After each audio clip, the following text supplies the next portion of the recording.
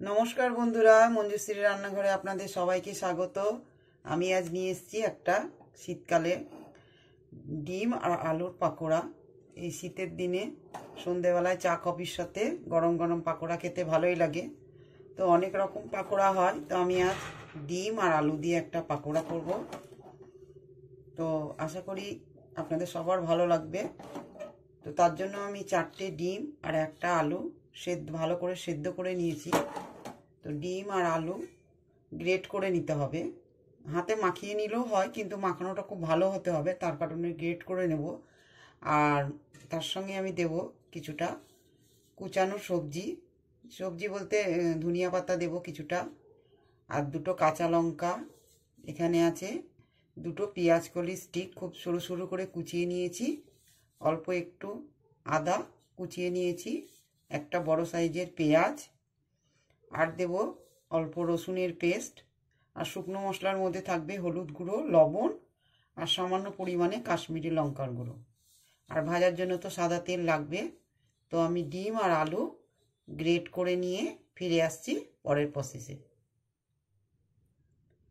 তো আমি সমস্ত ডিম আর আলু ভালোভাবে গ্রেট করে নিয়েছি। এখানে তো লঙ্কা কুচি, পেঁয়াজ কুচি সমস্ত কিছুই আছে। এবার দেব সামান্য পরিমাণে হাফ চামচ মতো রসুনের পেস্ট,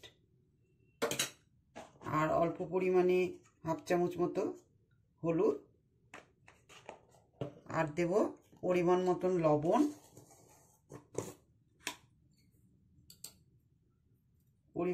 লবণ,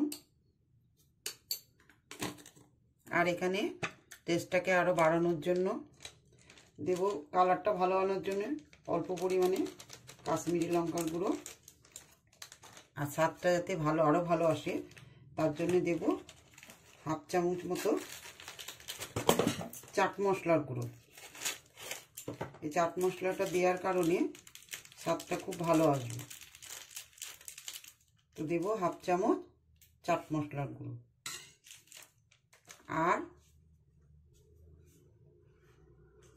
আর দেব 2 চামচ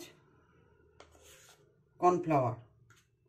তো সমস্ত কিছু আমি ভালো করে মাখিয়ে নেব। তো পাকোড়াগুলো আমি এরকম একটু লম্বা আকারে গড়ে নিয়েছি, আপনারা আপনাদের ইচ্ছা মতো শেপ দিয়ে নেবেন। আর গ্যাসে কড়াই বসিয়ে সাদা তেল দিয়ে গরম হতে দিয়ে দিয়েছি।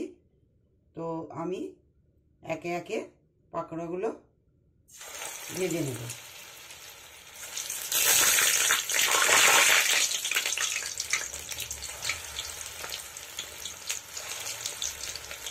পাকোড়াগুলো ভাজার সময় আঁচটা খুব জোরে দিয়ে রাখলে হবে না, কেননা খুব তাড়াতাড়ি কালার চলে আসবে। তো তার জন্য আঁচটা একটু কম করে দিয়ে মিডিয়াম আঁচে হালকা লাল করে ভাজতে হবে।